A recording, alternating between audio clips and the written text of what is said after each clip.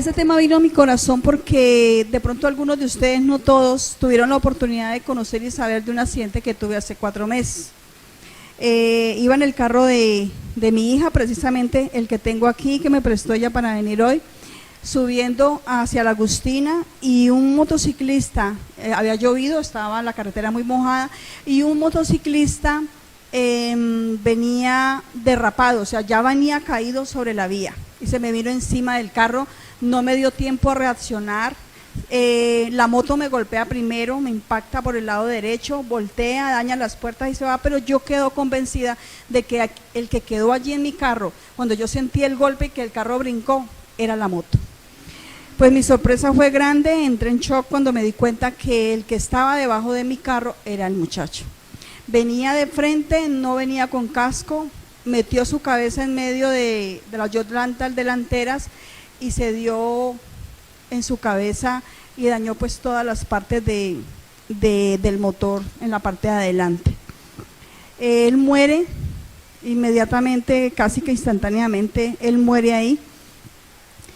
Entonces son momentos de impacto que tú vives en tu vida cristiana, donde te preguntas ¿por qué? Siempre nos han dicho y nos han preguntado y de pronto nos han enseñado y nos han compartido a través de la palabra que no hay que preguntarle a Dios por qué. Yo le preguntaba por qué. Porque cuando tú vives momentos de eso donde te impacta emocional, físicamente, como tener un accidente, le preguntas a Dios por qué. Dios, cuando tú y yo cuando recibimos a Cristo como nuestro Señor y Salvador, entramos en un campo de batalla. Ahora, un ejemplo muy grande son los estadios, cuando los clásicos Cali y América, bueno, casi ya nunca se enfrentan, Nacional y Medellín, el Junior con el Independiente, con el otro de la Costa Atlántica, bueno, etcétera. Siempre ese campo se convierte en un campo de batalla. El mundo para usted y para mí es un campo de batalla y es permanente, no es eterno.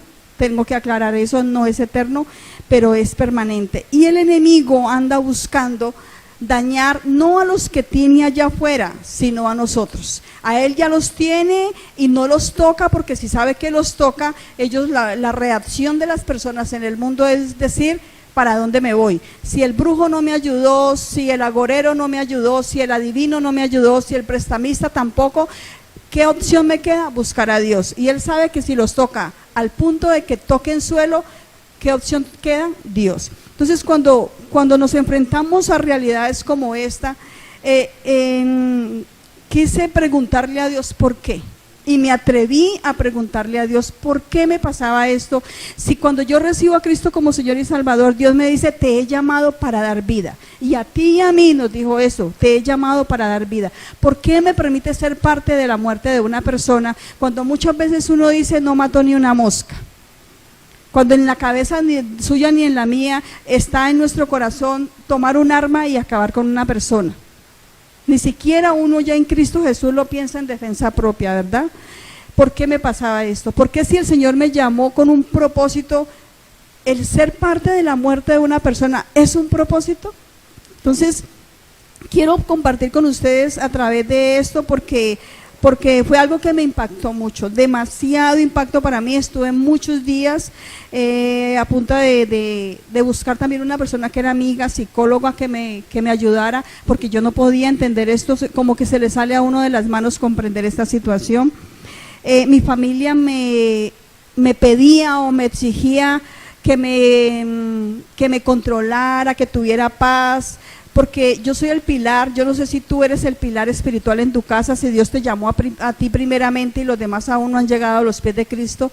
A mí, en mi caso sí, soy el pilar de toda mi familia, casi que la primera que conoció al Señor. Entonces de ahí han venido mi papá, mi mamá, mis hermanos, mis sobrinas, y han conocido del Señor a través de mí. Entonces ellas me pedían eso, fuerza, fortaleza, todo lo que yo había predicado en algunas ocasiones, me pedían que yo lo diera. Tienes que ser fuerte, tienes que ser valiente, mira que yo no sé qué. Pero en ese momento llega un momento tan duro que les cuento que yo entendí el hilo tan delgadito que une la cordura con la locura. quería salir corriendo porque no entendía eso. Se vienen las audiencias, se viene el enfrentamiento con la familia, ver a una madre de casi 80 y pico de años, porque ya es anciana, la mamá del muchacho, su único hijo, gritando por su hijo y preguntando qué le habían hecho a su hijo, no es fácil, créanme que no es fácil. Entonces, ver la familia encima de ti, ver que te sacan escoltada para que la familia no se venga encima de ti, es duro, es bien complicado y es difícil. Entonces, por eso este tema. Quiero compartirles un poquito de lo que son las artimañas de Satanás. Mire, el enemigo, cuando nosotros recibimos a Cristo como Señor y Salvador, usted y yo nos convertimos en blancos del enemigo. Somos el objetivo militar de Satanás. Yo no puedo engañarlos, y yo creo que el pastor y la pastora, y ya muchos pastores que han tomado conciencia de esto, se le puede decir a la gente que usted viene a un campo donde la leche y la miel fluyen, usted viene a recibir prosperidad, sanidad, sin una lucha. Todo en la vida tiene un precio, y más las cosas del Señor. Por lo único que usted y yo no pagamos es por la salvación, porque Jesucristo lo pagó en la cruz del Calvario. Pero Jesucristo dijo, y lo dijo Pablo a través de las cartas, dijo: peleen la buena batalla de la fe. La batalla de la fe es permanente, pero no es eterna, porque Jesucristo vendrá un día y acabará con nuestro enemigo definitivamente. Él está derrotado. Les hablaba un poquito de lo que es los partidos de fútbol, que ahorita son campos de batalla terribles de los jóvenes, pero cuando se encuentran estos dos equipos, para los que les gusta el fútbol, alguna vez el América tuvo que ir a Argentina a jugar la Copa Libertadores, creo que era con River, para los que saben de fútbol. América iba con el empate, o sea que iba con la copa en el bolsillo, solo tenía que jugar. Cuando llegan allá se confían y en el último minuto les meten un gol y pierden la copa. Durante todo el partido fue un campo de batalla, pero en el último momento, en el último segundo del partido, se descuidan y el enemigo les quita la copa.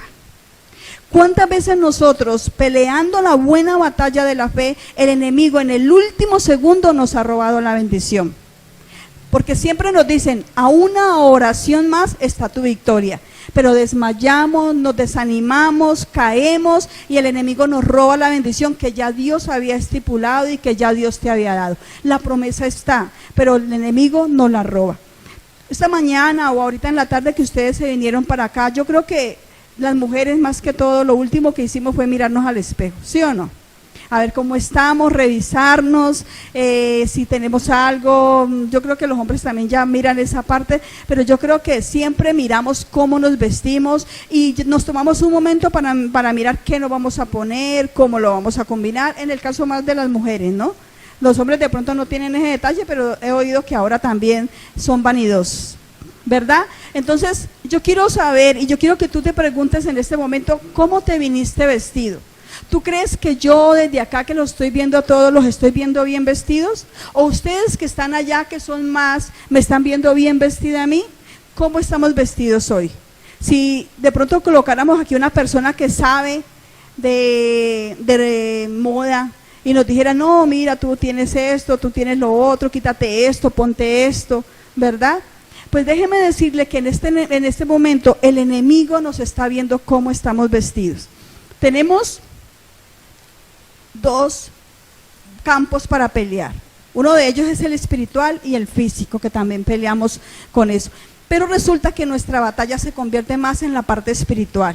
Lo que nosotros peleamos acá físicamente, allá se convierte en guerra espiritual. Entonces, el saber cómo tú y yo estamos vestidos nos lo dice Efesios 6:10, para los que tienen ahí, si en la pantalla sale, Efesios 6:10.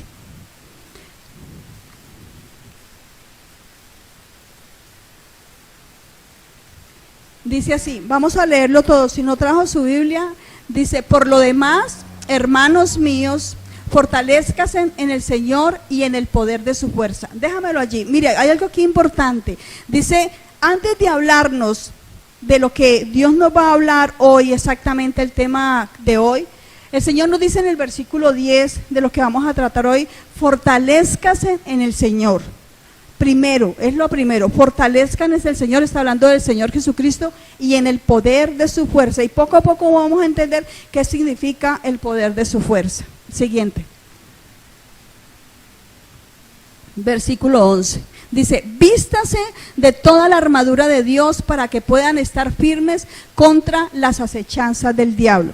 Yo te pregunto, así como te pusiste esa camisa, ese pantalón, ese vestido, las medias, los zapatos, lo que tienes puesto, te pusiste el vestido espiritual, que podríamos decir que es mucho más importante que el vestido que tienes puesto.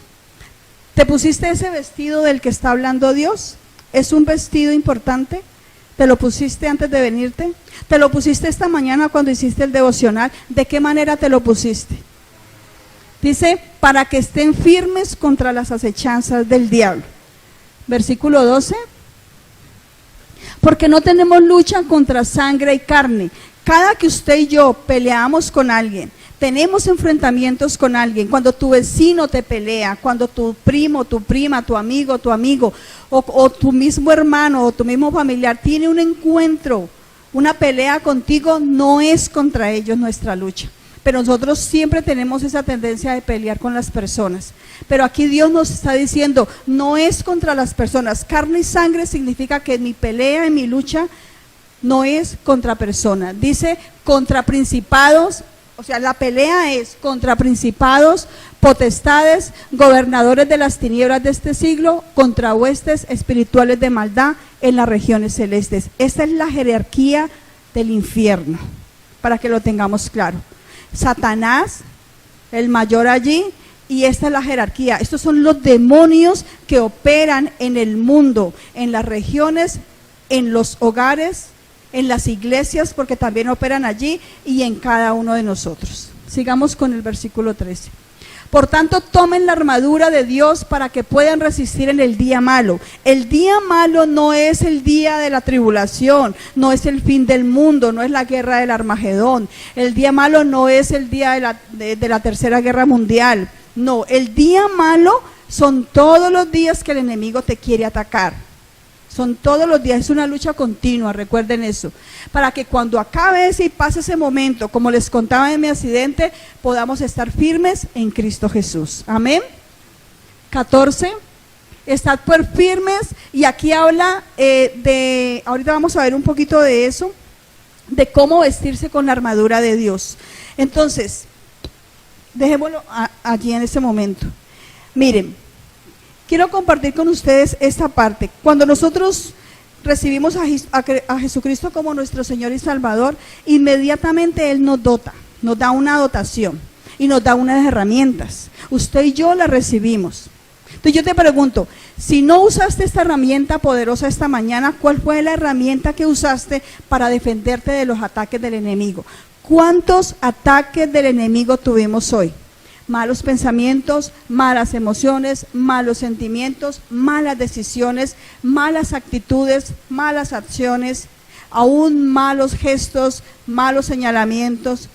Todos esos ataques son los que el enemigo nos ha puesto cada día en nuestras vidas. Entonces, aquí poco a poco hablando de cómo vestirse con esa armadura. Recuerden, para su información y para los que están anotando, las armas que Jesucristo nos dio son la poderosa sangre de Jesucristo. Ustedes no pueden descuidar, no voy a hablar de todas las armas, solo voy a hablar de la armadura de Dios, que es importante porque es para pelearle al enemigo. Pero les doy como recomendación, no olviden que ustedes tienen la autoridad espiritual para cubrir con la sangre de Jesucristo a sus hijos, a sus esposos, a su familia, aún los que están lejos, fuera del país, porque escrito está que Dios hace de los vientos sus mensajeros. Los ángeles de Dios, dice en Hebreos 1:14, dice el Salmo 100, que son poderosos en fortaleza. Ellos ejecutan la voz que tú lanzas, la palabra que tú dices. Cada que tú confiesas palabra de Dios, haciendo guerra espiritual, cada que declaro, Señor, tu palabra dice, no temas que yo estoy contigo, y confieso palabra, los ángeles de Dios están ejecutando esa palabra. Pero cuando tú lanzas una maldición, cuando tú dices una mentira, son los demonios que se aprovechan de esa palabra y son ellos los que toman el control de esa palabra. Tenemos que tener cuidado que sale de nuestra boca. Es una palabra que sembramos. Entonces, ¿cómo nos vestimos hoy? La sangre de Jesucristo te la pusiste. Hay una herramienta poderosa y es que todo lo que ustedes hagan, háganlo en el nombre de Jesús. Es la segunda arma, en el nombre de Jesús. La sangre de Cristo tiene poder, pero todo, dice la palabra, háganlo en el nombre de Jesús. Otra arma importante es la armadura de Dios y de esa quiero que hablemos. Para que nosotros aprendamos cómo ponernos realmente la armadura de Dios. Estamos hablando de un tipo de fe. No es física, no es lo que palpo, es una fe espiritual. Miren, les voy a poner un ejemplo bien chistoso que les pongo yo a mis alumnos en Cali. Mi papá es mi papá y yo lo creo porque mi mamá me lo dijo. Nunca me hice una prueba de ADN para comprobar si eso era cierto o no, ¿sí o no? Y es tu papá y tú lo crees, ¿sí o no? Nunca te has hecho una prueba para comprobar que es tu papá, ¿verdad? Eso se llama fe. Aceptar eso es algo, tómelo de una manera jocosa como hablábamos de Ordóñez ahora, pero eso se llama fe. Cuando yo acepto que Simón Bolívar vino y libertó 5 naciones sin conocerlo, sin saber si existió, eso se llama fe. Cuando yo acepto que Jesucristo murió en la cruz del Calvario sin vivir esa experiencia física, eso se llama fe. Entonces, la armadura que tú tomas para defenderte del enemigo es por fe. Y estamos hablando de una manera espiritual. Así como te pones tu camisa, así como te pones el pantalón, los zapatos, y no sales desnuda a la calle, te pones la armadura de Dios, porque si no vas a salir desnuda espiritualmente y vas a ser blanco perfecto de los ataques del enemigo. Es con la armadura. Entonces, miremos esta parte. Quiero mirar Primera de Reyes 22:34, no te la di, pero de pronto si está allí. Primera de Reyes 22:34. Dice así: y un hombre disparó su arco a la aventura e hirió al rey de Israel por entre las juntas. Está hablando de una batalla que en este momento se estaba dando. Por entre las junturas de la armadura, por lo que dijo a él a su cochero: da la vuelta y sáquenme del campo, pues estoy herido. Miren esta parte de aquí. El arco fue disparado. Dice que a la aventura, digamos como a la loca, no iba directamente para él, pero por entre las juntas de la armadura, por ahí entró la flecha y lo dejó mal herido. Cuando nosotros no nos sabemos poner la armadura de Dios, nos quedan estas aberturas, llamémoslas así. Cuando pecamos, cuando le fallamos a Dios, cuando hemos pecado sin arrepentimiento, se le abre una abertura a la armadura y el enemigo puede lanzar sus dardos por allí. Cuando tenemos el casco de la salvación y tenemos malos pensamientos, cuando hemos lanzado malas palabras, le hemos abierto al casco un hueco donde el enemigo puede atacar. Vamos a ver poco a poco cada una de las partes. Entonces, tenemos que mirar qué hay en mi vida que le está abriendo aberturas a la armadura. Entonces, la palabra de Dios es muy clara en Efesios 6:10. Tomen la armadura para que resistan los ataques del enemigo. Yo les decía, no es una prédica, más bien es una enseñanza. Para ustedes y para mí, no es raro saber que estamos en los últimos tiempos. Y nos han hablado de guerras, muertes, pestes, hambre, miseria, escasez, muertes en masa, gente que se pone una bomba en su cuerpo y mata a miles de personas, aviones que se estrellan con miles de personas, trenes que explotan con miles de personas. El enemigo está atacando en masa. El enemigo en este momentico sabe que le queda poco tiempo, pero a nosotros no nos afecta eso. ¿Y sabe por qué no nos afecta? Porque no creamos conciencia de que estamos viviendo en un mundo dominado por el mal. Y tenemos que entrar conciencia en eso. Tenemos que ser nosotros los cristianos los primeros que tomemos conciencia de que estamos en un mundo donde está la guerra. Pero hay algo importante. Así como les contaba la historia de que la América entró con la copa, ustedes y yo entramos a esta batalla con Satanás, porque él es nuestro enemigo. El enemigo de Dios se constituye en mi enemigo. Por lo tanto, yo soy enemiga de Satanás porque me constituí amiga de Dios. Amén. Entonces, el enemigo está buscando atacarnos. Y cuando usted y yo hemos recibido a Jesucristo como Señor y Salvador, nos constituimos en ese momento en guerreros de ese campo de batalla. Y así como el América entró con la copa en el bolsillo, ustedes y yo entramos con la copa de la victoria. Amén. Jesucristo nos dio la victoria. Estamos victoriosos. Pero Pablo dijo, peleen la buena batalla de la fe. Peleen la buena batalla de la fe. Y la fe se pelea con 3 cosas. Primero, con la oración. No podemos dejar de lado la oración. La oración es un arma poderosa. Si ustedes y yo entendiéramos qué significa la oración en el mundo de las tinieblas, les aseguro que la usaríamos más constantemente. Y no estamos hablando de horas de rodillas postrados en oración, no. Estamos hablando de oraciones con fe, oraciones sinceras, oraciones poderosas. La palabra de Dios dice que la oración del justo puede mucho. Entonces, me preguntaba yo, la oración del justo, o sea que la oración del injusto no puede, porque la palabra es muy clara y dice, la oración del justo es el justo. Y la justicia de nosotros no viene por nosotros mismos, sino por Jesucristo en la cruz del Calvario. Amén. Jesucristo en la cruz del Calvario. Entonces, en este día y para siempre hasta que Cristo venga, podamos tener la armadura puesta, pero tenerla bien puesta. Hay gente que tiene puesta la armadura y no la usa. Y hay gente que la usa y no sabe cómo usarla, la usa mal. Porque no tiene el conocimiento. Por falta de conocimiento, dice la palabra, se perdió mi pueblo. Las hendiduras en la armadura son el pecado, la mentira, la falta de santidad. Esas hendiduras hacen, gracias pastora, esas hendiduras hacen que tú y yo le abramos puertas al enemigo y que él pueda atacar. Amén. Por favor, busca allí en tu palabra, en la palabra de Dios, otra cita bíblica que quiero dejarles en su corazón.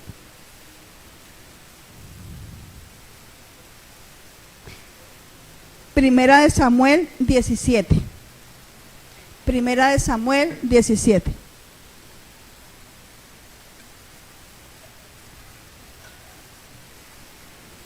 Primera de Samuel 17.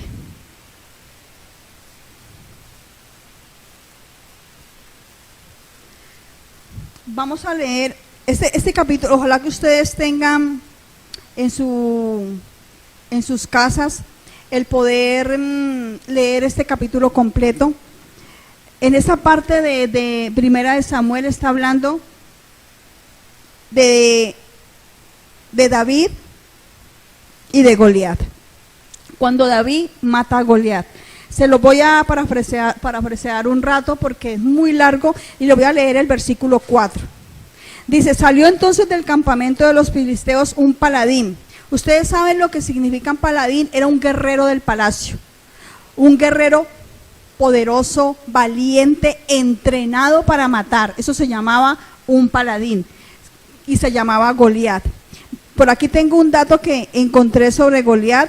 Quisiera leérselos para que ustedes entiendan un poquito con quién peleó, con quién fue que peleó David.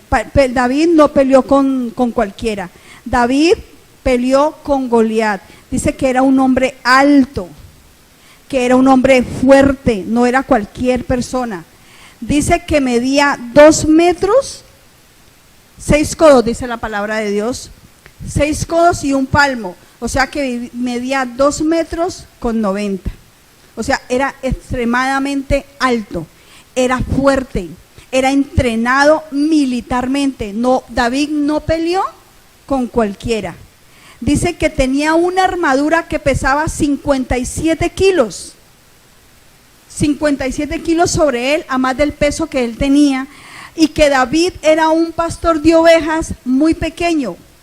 David, dicen que a lo mejor David no medía más de 1,65, que David era un pastor de ovejas y no tenía entrenamiento militar.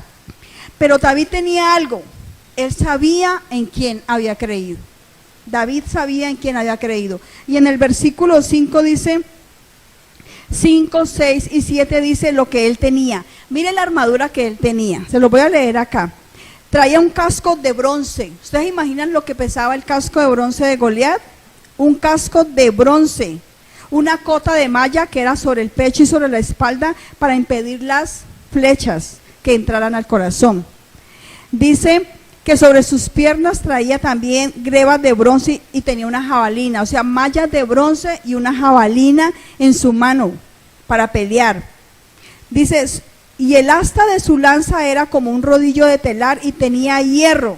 Imagínense lo pesado que sería si la lanza tenía hierro. Y este hombre se paraba enfrente del ejército de Israel y los menospreciaba.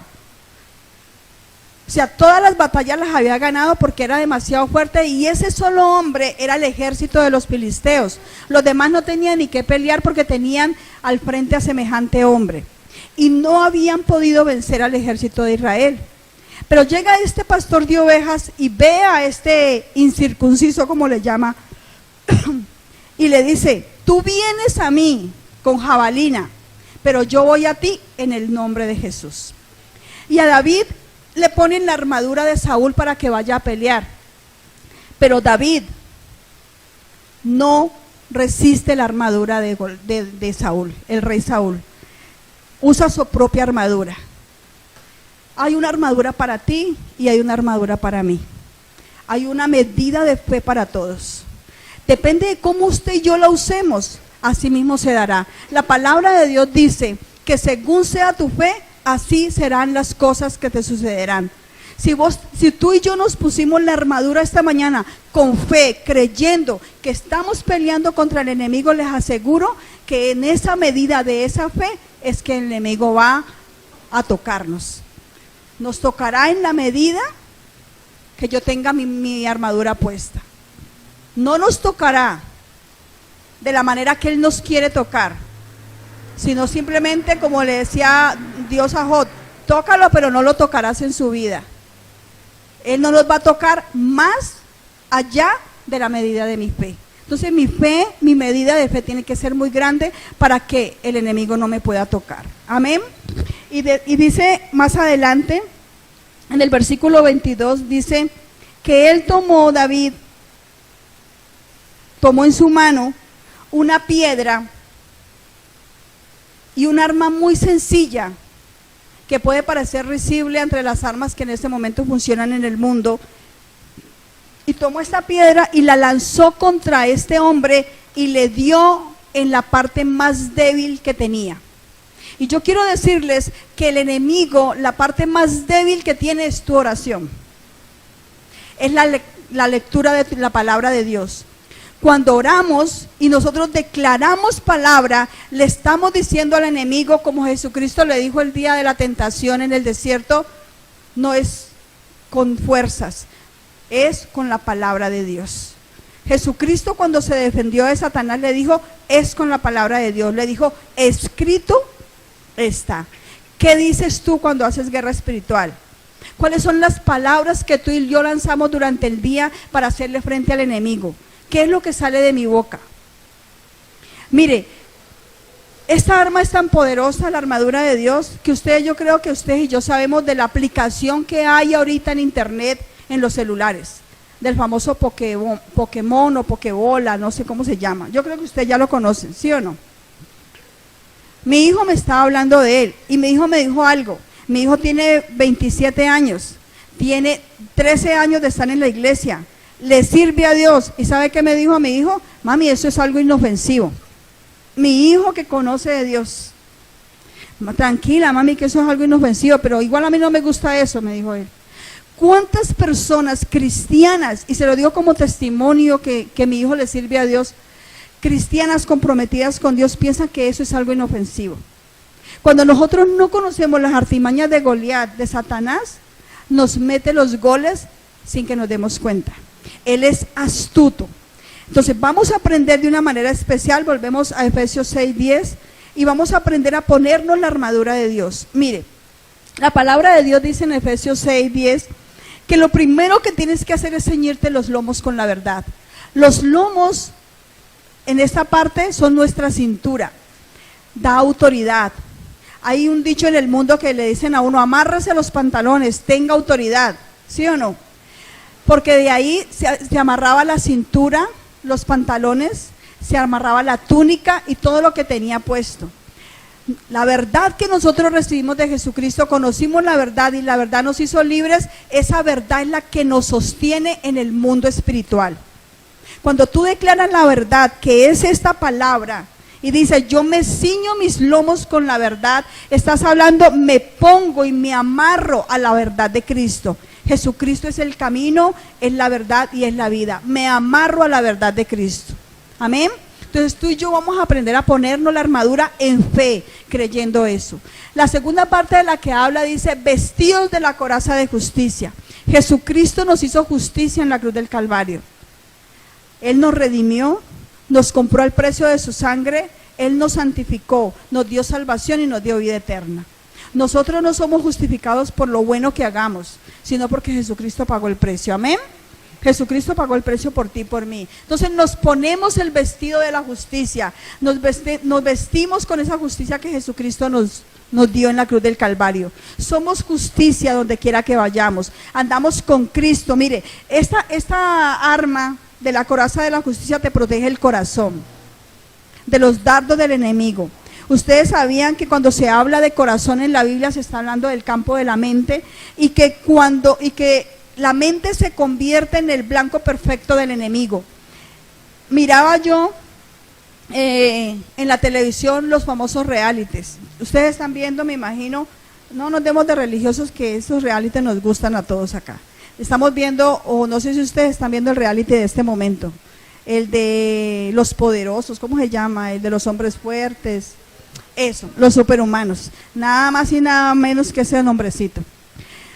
Miren, si ustedes lo detallan y lo ven con inteligencia ese programa y lo ven con sabiduría y le piden al Espíritu de Dios que les muestre qué hay detrás de todo eso, ahí sacan a relucir las emociones más íntimas del ser humano, los sentimientos más puros del ser humano. Ponen a muchas regiones del país en pelea, en contra, en guerra, porque los costeños están peleándolos con los cachacos. Y si ustedes escucharon, en el primer programa decía, somos más poderosos, los paisas somos los mejores, los paisas somos los más poderosos de toda Colombia, los más ricos, somos, bueno, y todo el cuento.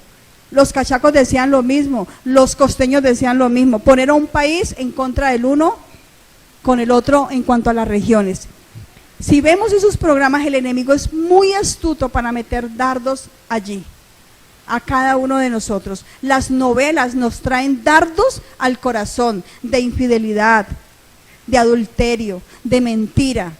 Yo no sé si ustedes se han dado cuenta, pero a nosotros cuando estábamos en el seminario, recuerdo tanto que estábamos en Bethesda en esa época y nos ponían a ver las novelas y teníamos que traer todo lo que el enemigo tenía allí.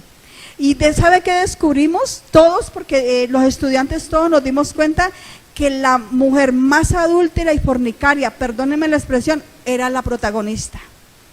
Y era la buena, era la que terminaba con la fortuna del otro, la que terminaba rica, la que terminaba con el protagonista, pero resulta que era la que primera caía, la del primer hijo en la fornicación, la que le quitaba al marido, porque cuando empezaban las novelas ya había un matrimonio y ella terminaba quedándose porque era el protagonista, ¿o no era así? Entonces el enemigo nos trae eso y esa información se queda en la cabeza. Entonces cuando Dios dice, sigamos con el otro. Dice, bueno, ahí seguimos con el calzado del apresto de la paz, más adelante.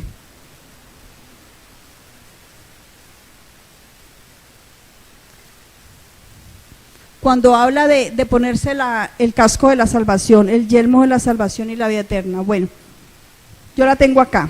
Entonces dice así, la palabra de Dios nos está abriendo en Efesios 6:10, ustedes lo leen después allí, que nos pongamos el yelmo de la salvación y la vida eterna. allí es donde el enemigo entra con su blanco. Lo que vemos por la televisión, lo que oímos. Alguien decía que Sócrates en alguna vez decía, mire, ten mucho cuidado con lo que oyes. Ustedes han oído, y yo creo que lo envié en el grupo, los 3 tamices del chisme, ¿no?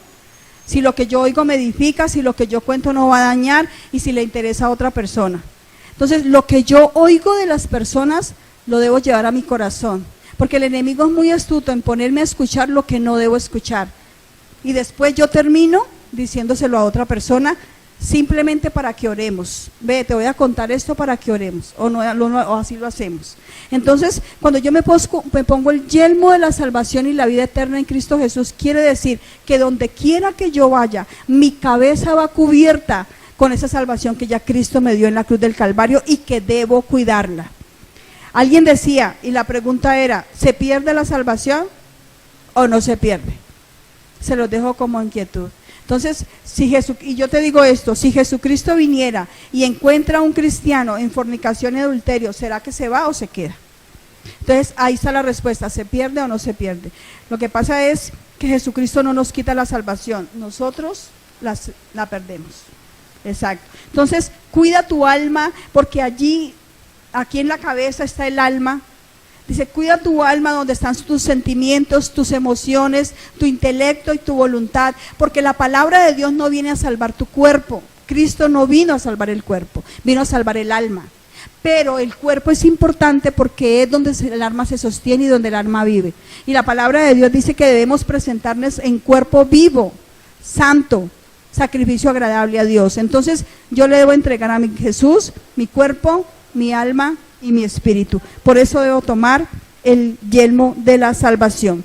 Dice, sobre todo tomar el escudo de la fe. Mire que a todas las armas, a todas las cosas de la armadura, dice que lo más importante es tomar el escudo de la fe. La palabra de Dios dice tan sencillo como esto: la fe me viene por el oír y el oír de su palabra. ¿Cuánto leemos de su palabra? Alguien me decía, yo quiero tener fe como la tienen tales pastores. Y yo le decía, mire, son pastores que se han leído de Génesis, Apocalipsis, pero con el Espíritu Santo, que han escudriñado la palabra de Dios, que la han leído de una manera especial, que aman esto.